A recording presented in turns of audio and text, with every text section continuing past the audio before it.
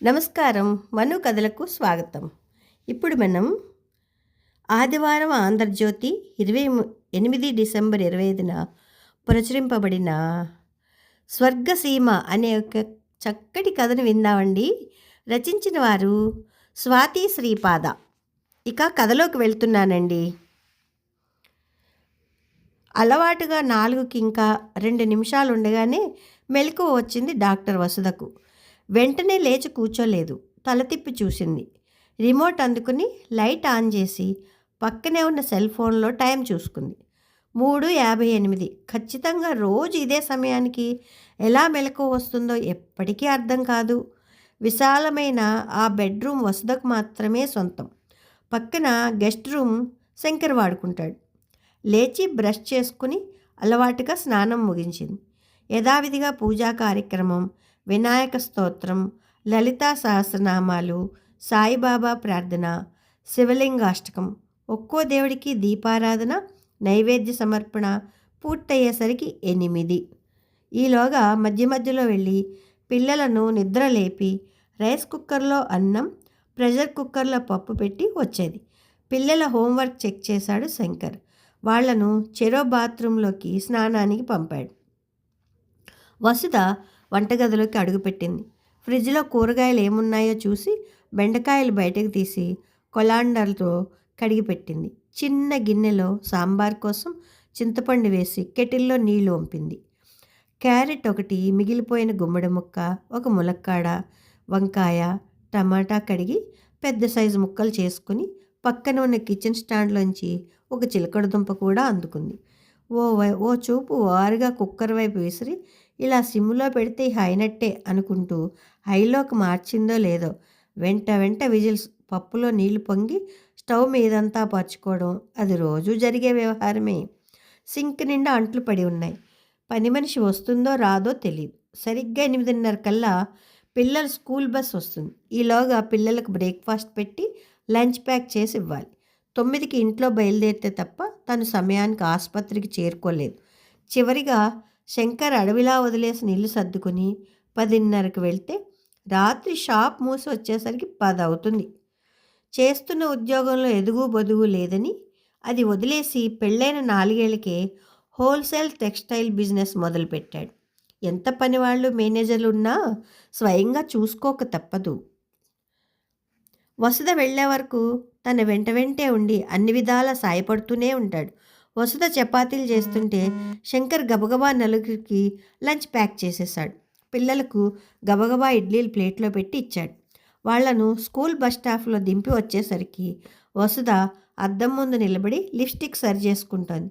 దీనికి మాత్రం తక్కువ లేదు మనసులోనే విసుక్కున్నాడు శంకర్. వేడివేడిగా తీరిగ్గా కాఫీ తాగుతుంటే ఐ హీల్స్ చప్పుడు చేసుకుంటూ వచ్చింది వసుధ. కళ్ళు తిప్పుకోలేని అందం. దానికి తగ్గట్టు ఎప్పటికప్పుడు దాన్ని ఎలా అప్డేట్ చేసుకోవాలో ఆమెకి బాగా తెలుసు. ఎంత ఎమర్జెన్సీలోనూ ఎక్కడ ఆమె గెటప్లో లోటు కనపడదు. ఆ అందం చూసే కదా మనసు పారేసుకున్నది. ఓకే శంకర్, టైం అయింది అన్నట్టు విశాల రానని ఫోన్ చేసింది. ప్లీజ్ నువ్వు వెళ్ళేలోగా డిష్ వాషర్ లోడ్ చేసి ఆన్ చేసి వెళ్ళు, ఎలాగూ కిచెన్ సర్దేస్తావుగా అంటూనే బయటికి వెళ్ళింది. నిర్లిప్తంగా కూర్చున్నాడు శంకర్. 5 నిమిషాలు కూడా గడవకముందే ఫోన్. శంకర్, సోఫాలని కూర్చుని నిద్రపోతున్నావు కదూ, లేచి కిచెన్ ఒకసారి క్లీన్ చేయి. నేను 3-4 లోపలే లేస్తాను. రాత్రంతా ఈ దిక్కుమాలిన టీవీ చూస్తూ కూర్చుంటావు. సరేలే అని ఫోన్ కట్ చేసి లేచాడు. లేదంటే తన హాస్పిటల్ చేరే వరకు ఆ ప్రవచనాలు సాగుతూనే ఉంటాయి. లేచి ఒకసారి ఓపెన్ కిచెన్ వంక చూపు తిప్పాడు. చిందరవదరగా మూతలు లేకుండా వదిలేసిన వంటలు, చపాతీ పీట, కర్ర ఒక పక్కన, ప్లాట్ఫామ్ మీద వదిలేసిన కూరగాయలు, పోపులు పెట్టే, మూత తీసి వదిలేసిన నూనె గిన్నె. ప్రాణం ఉస్సూరంది. కొంతలో కొంత ఇదివరకు వసుధ ఇలా ఉండేది కాదు. 6ంటికి లేచినా చకచకా పనులన్నీ చేసేది.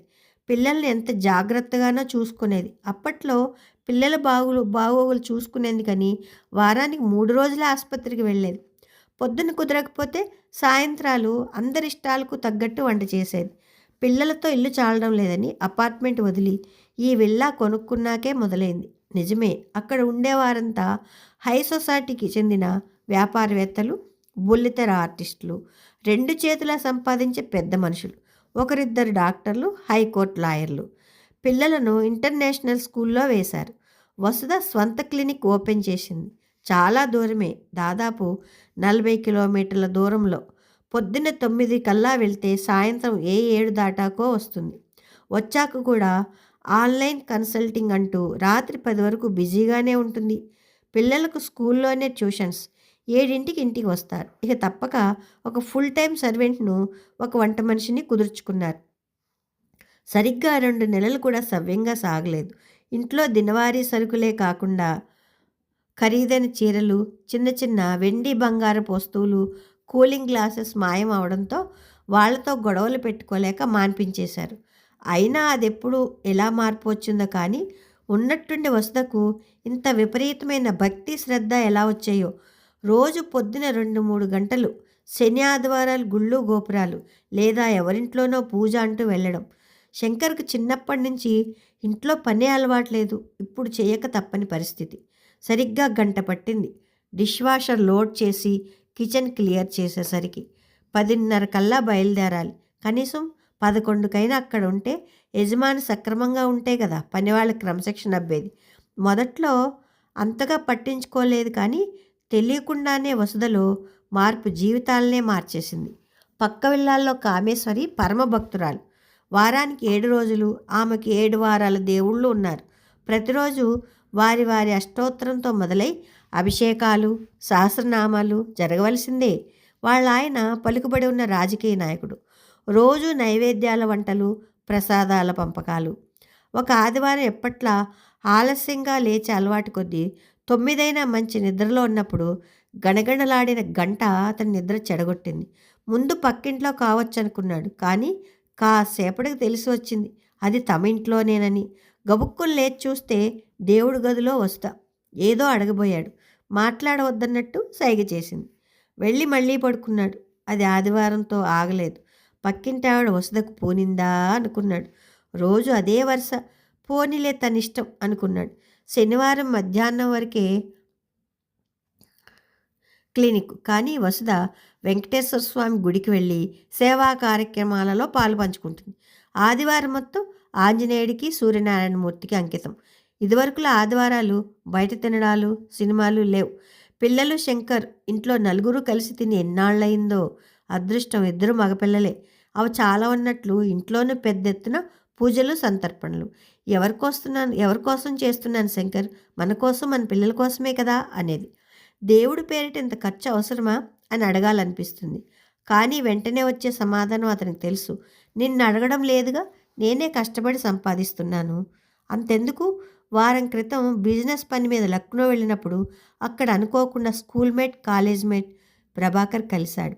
ఇద్దరికీ చాలా సంతోషం అనిపించింది. తమ ఇంట్లో ఒకరోజు ఉండాల్సిందేనని బలవంత పెట్టి వదలలేదు. అతనున్న ఫ్లాట్ మరీ పెద్దది కాదు. 3 బెడ్రూమ్ల స్టాండర్డ్ ఫ్లాట్. అతనికి 2 కూతుళ్ళు. లలిత అతని భార్య. మొదట్లో ఉద్యోగం చేసేదట. కానీ పిల్లలు చూస్తుంటే పెరిగిపోతారు. ఒక్కసారి వారి చదువులు పూర్తయ్యాయా వాళ్ళు మనకు అతిథులే అవుతారు. ఇప్పుడే కదా మనకు వాళ్ళు, వాళ్లకు మనం. తనివి తీరా వాళ్ళతో గడపనివ్వండి అంటూ ఉద్యోగం వదిలేసిందట. అక్కడున్నంతసేపు శంకర్ గమనిస్తూనే ఉన్నాడు. పిల్లలు ప్రతిదానికి అమ్మా అమ్మ అంటూ ఆమె చుట్టూ తిరగడం. లలిత కూడా ఏమాత్రం విసుక్కోకుండా వాళ్ళకు కావలసినవి అమర్చడం. ప్రభాకర్, లలిత మాటల్లో కూడా ఎంత ప్రేమ. పెళ్ళై 20 ఏళ్ళైనా ఏ ఏడాది క్రితమో వివాహం జరిగిన నూతన దంపతుల్లా. శంకర్ హాల్లో కూర్చునే ఉన్నాడు. లలిత కాఫీ అంటూ వంటగదిలోకి వెళ్ళాడు. ఓపెన్ కిచెన్ కమ్ డైనింగ్ ఏరియాలో డైనింగ్ టేబుల్ వెనుక ఉన్న గ్లాస్ అద్దంలో లీలగా వాళ్ళు కనిపిస్తున్నారు. స్టవ్ ముందు నుంచుని కాగుతున్న పాలను చూస్తోంది లలిత. ప్రభాకర్ వెనక నుండి వెళ్ళి మాకు కాఫీ అంటూ కుడి చేతిని చాపి ఆమె పొట్ట నిమరడం, ఆమె సున్నితంగా వారిస్తూ సిగ్గుపడుతూ హాల్ వైపు అతనున్నాడని సైగ చేయడం. ఇక వంట ప్రాసనం చూస్తే నలుగురు కలిసే చేశారు. గంటలో ఎన్ని వంటకాలు చేసింది. పిల్లలకు షేరిట్, పిల్లలకిష్టమని పులిహోర, సేమియా పాయసం, మామిడికాయ పప్పు. శంకర్కి ఇష్టమని ప్రభాకర్ చెప్పి మరీ చేయించిన ఆలూ ఫ్రై, కొబ్బరి పచ్చడి, హైదరాబాదీ స్టైల్ బగారా రైస్. మాట్లాడుతూనే నిద్రలోకి జారిపోయాడు శంకర్. వాడి ఇల్లు పిల్లలను చూశాక అతనికి ఏం కోల్పోయాడో అర్థమైంది. ఆ రాత్రి మూన్‌లైట్ డిన్నర్ ఇస్తానన్నాడు శంకర్. పిల్లలు రామనేశారు. అసైన్‌మెంట్ చేయాలంకుల్. మీరు ముగ్గురు వెళ్ళండి అన్నారు. చాలాసేపు మౌనంగా కూర్చున్నాక ప్రభాకర్ అడిగాడు. నువ్వేం అనుకోనంటే ఒక మాట అడిగినా శంకర్? మన మధ్య అనుకోవడాలేంట్రా అడుగు. ఎందుకో నువ్వు ఉత్సాహంగా కనిపించడం లేదు. వెన్నెట్లో ఎప్పుడైనా పాటలు పాడకుండా ఉన్నావా? Any problem? నువ్వు మాత్రం సంతోషంగా లేవు. వసుధ బాగా చదువుకుంది, డాక్టర్ అన్నావు. Any misunderstandings? నీకు నేనెంతో, లలిత కూడా అంతే. Share it. మేమేమైనా చేయగలిగితే. శంకర్కి సమయం ఇస్తూ డ్రింక్ ఆర్డర్ చేయనా అన్నాడు. అతను జవాబిచ్చేలోగా బేరన్ పిలిచి వైన్ ఆర్డర్ చేసేశాడు. లలిత, నీకు ఇవాల్టికి వదిలే ప్రభాకర్. లెమన్ జ్యూస్ చాలు. శంకర్ ఆశ్చర్యపోయాడు. అతని కళ్ళల్లో ఆశ్చర్యం చూసి, మరీ అంతగా నివ్వరపడకు, జస్ట్ కంపెనీ ఇస్తుంది అంతే. ఇహ ఆగడం శంకర్ తరం కాలేదు.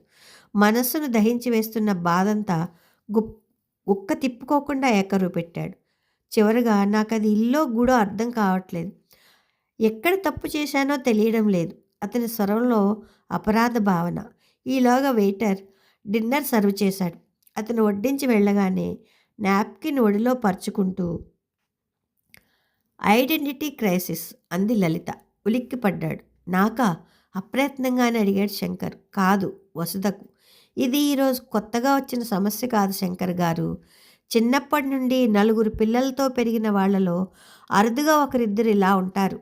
తమకు ప్రాముఖ్యత ఇవ్వడం లేదని, తమను ప్రత్యేకంగా చూడాలని. నా అంచనా నిజమైతే వసుధ నలుగురు ఐదుగురు పిల్లల్లో ఆడపిల్లల్లో చిన్నదై ఉండాలి. అవును, మరింత ఆశ్చర్యపోయాడు శంకర్. లలిత క్లినికల్ సైకాలజిస్ట్, చెప్పాడు ప్రభాకర్. విస్తుపోయాడు శంకర్. ఉద్యోగం అంటే ఏ టీచర్, బ్యాంక్ క్లర్కో అనుకున్నాడు. అసలు మెడికల్ ఫీల్డ్ ఎంచుకునేవారు స్వతహా నలుగురి కన్నా తాము భిన్నంగా ఉండాలని కోరుకుంటారు. తమ ఔన్నత్యం నిలుపుకునేందుకు డాక్టర్ని పెళ్లాడేందుకు ఇష్టపడరు.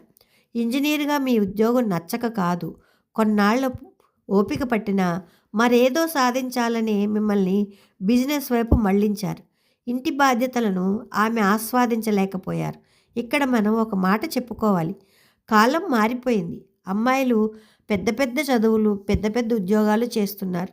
తల్లిదండ్రులు వారి ఈగోలను పెంచి పోషిస్తున్నారు. నా కూతురికేం తక్కువ? తనకన్నా ఎక్కువ చదివినవాడు, డబ్బున్నవాడు, అందగాడు, తన గీసిన గీత దాటినవాడు అంటూ గొంతెమ్మ కోరికలను మప్పుతున్నారు. కానీ తను ఎలా ఆనందంగా ఉండాలి, తన వారిని ఎలా ఆహ్లాదంగా ఉంచాలో చెప్పడం లేదు. పెళ్ళంటే మొగుడి సంపాదన, దర్పము కాదు కదా. పిల్లలు గాలికి పెరుగుతారా? చూస్తున్నాంగా ఈ సాంకేతిక యుగంలో ఎప్పుడు ఏ దుష్ట ఆలోచన పిల్లల బుర్రలను పురుగులా తొలిచేస్తుందో.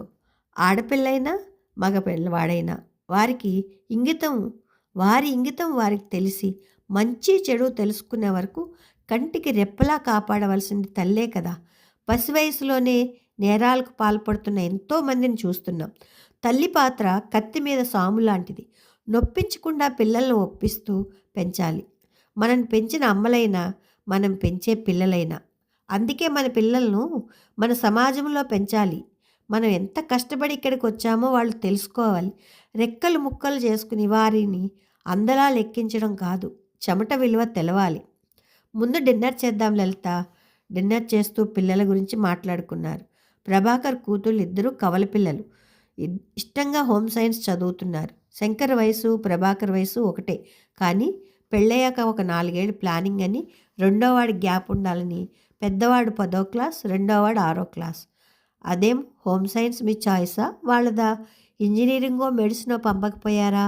ముందు వద్దనుకున్నాం. అందుకే వాళ్ళని స్వేచ్ఛగా చదువుకొనిచ్చాం. మాకెవరితో పోటీ ఎందుకు చెప్పు. నా పిల్లలు ఆనందంగా ఉండాలి. ఒకవేళ వాళ్ళు వెళ్తామంటే ఒప్పుకునేవాడిని. కానీ మీ ఇష్టం అంటూ మాకే వదిలేశారు. కోచింగులు, 24 గంటలు చదువులు, ఆ టెన్షన్లో అవసరమా? బయటకు వెళ్తే ఎంతో అవసరం అనుకుంటే తప్ప సెల్ ఫోన్ ఉందనే గుర్తుంచుకోము. ఐస్ క్రీమ్ ఆర్డర్ చేశాక ఎదురు చూస్తూ ఎక్కడి దారి తప్పానో తెలుస్తోంది గొణిగాడు శంకర్. కాదు శంకర్ గారు, మన ఆర్థిక స్తోమతతో సరితూగే వారితో ఉన్నంత వరకు ఈ పోటీతత్వం రాదు. ఎప్పుడైతే చూపు పైకి మళ్ళుతుందో అప్పుడే దారి తప్పుతాం. వసుధకు ఉన్నదల్లా ఐడెంటిటీ క్రైసిస్. అది చదువైనా, ఉద్యోగమైనా, బతికే స్థితిగతులైనా, చివరికి భక్తి కూడా. పక్కింటి ఆవిడని ఎందుకు భక్తురాలిగా మారిందో మనకు తెలియదు. కానీ ఆవిడ కన్నా నేను ఈయన తక్కువ అనుకుంటేనే వచ్చే చిక్కల్లా. ఆవిడ వెండి ప్రమిదలో దీపం పెడితే నేను బంగారు ప్రమిదలో పెడతాను. ఆవిడ 50 మందికి ప్రసాదాలు పంచితే నేను 100 మందికి సంతర్పణ చేస్తాను. చివరికి నా పూజలకు ఆ దేవుడే దిగి మా ఇంటికి నడిచి వస్తాడని భ్రమలోకి వెళ్ళిపోతారు. నిజానికి భగవంతుడికి రామ అనే ఒక పిలుపు చాలదా? తోటివారిలో భగవంతుడిని చూడగలగడం కన్నా ఈ అభిషేకాలు, కళ్యాణోత్సవాలలో గొప్పతనం ఉందా? ముందసలు బాధ్యతారాహిత్యంగా పూజలు పునస్కారాలంటే దేవుడు కరుణిస్తాడా? ఇది ఒక రకమైన మెంటల్ డిజార్డర్. ఎదుటివారిని చూసి మేం చేయలేమో అనుకోవడం, నేను చేయగలిగింది నేను చేస్తాను అనుకోలేకపోవడం. నిజానికి భగవద్గీత చదివి అర్థం చేసుకున్న వారెవరు ఇంత మూర్ఖంగా ఆలోచించరు. లలిత, మీరు పూజలు చేయరా? హఠాత్తుగా అడిగాడు శంకర్. నేను నాస్తికురాల్ని కాదు శంకర్. ప్రభాకర్ రోజు దీపం వెలిగిస్తాడు. అది కుటుంబం కోసం. మేము గుడికి వెళ్తాం ఎప్పుడో ఒకసారి, కానీ ఏమీ కోరుకోం. నేను నా ఇంటిని ప్రేమిస్తాను, నా పిల్లలను ప్రేమిస్తాను, నా ఇంట్లో ప్రతి వస్తువును ప్రేమిస్తాను. వాటన్నిటి రక్షణ నా బాధ్యత. ముందు నా భర్త, నా పిల్లలు, తరువాతే ఏ దేవుడైనా ఏదైనా. వారందరినీ సంతోషంగా ఉంచడం అంటే నేను సంతోషంగా ఉండాలి. ఒక్క మాటలో చెప్పనా? చివరికి ఆ దేవుడు స్వర్గం రాసిస్తానన్నా నాకు నా ఇల్లే కావాలి. ఇంకో చిత్రం చెప్పనా శంకర్? నేను లలిత గురించి, పిల్లల గురించి ఆలోచిస్తా. లలిత నా గురించి, పిల్లల గురించి ఆలోచిస్తుంది. మా పిల్లలు మా ఇద్దరి గురించి ఆలోచిస్తారు. మేము నలుగురం మా ఎక్స్టెండెడ్ ఫ్యామిలీస్ గురించి ఆలోచిస్తాం. ఇంతకన్నా స్వర్గం ఎక్కడైనా ఉందా చెప్పు అన్నాడు ప్రభాకర్. సరిగ్గా ఏడాది తర్వాత ప్రభాకర్కి శంకర్ నుండి మెయిల్ వచ్చింది. నేను ఇప్పుడు స్వర్గంలో ఉన్నాను మా ఊళ్ళో అని. కథ సమాప్తం. కథ బాగుందండి. కథ సమాప్తం. ఈ రోజుల్లో దేవుడిని కూడా ఏంటో అదొక రకమైన స్టేటస్ సింబల్ లాగా ఆలోచించి పూజలు అంటూ ఏంటో విపరీతంగా చేసేస్తున్నారు. నాకు కూడా అదే అర్థం కావట్లేదు. ఎంత పెద్దగా చేస్తే అంత గొప్ప అనుకుంటున్నారు. దేవుడు అంటే మన నమ్మకం, మనశ్శాంతికి ఉండడం కోసం దేవుణ్ణి పూజిస్తాం. ఆయన్ని ఏవేవో కోరికలు కోరేసి ఆయన్ని కూడా ఇబ్బంది పెట్టేస్తే ఇక ఏం చెప్పాలి దీని గురించి. చాలా బాగుందండి కథ. చక్కగా మనకి తెలిసేటట్టు చక్కగా చెప్పారు రచయిత గారు. కథ మీకు నచ్చితే లైక్ చేయండి, షేర్ చేయండి, కామెంట్ చేయండి, సబ్స్క్రైబ్ చేసుకుని నన్ను ఎంకరేజ్ చేయండి. ఉంటానండి. ప్రేమతో మీ మను.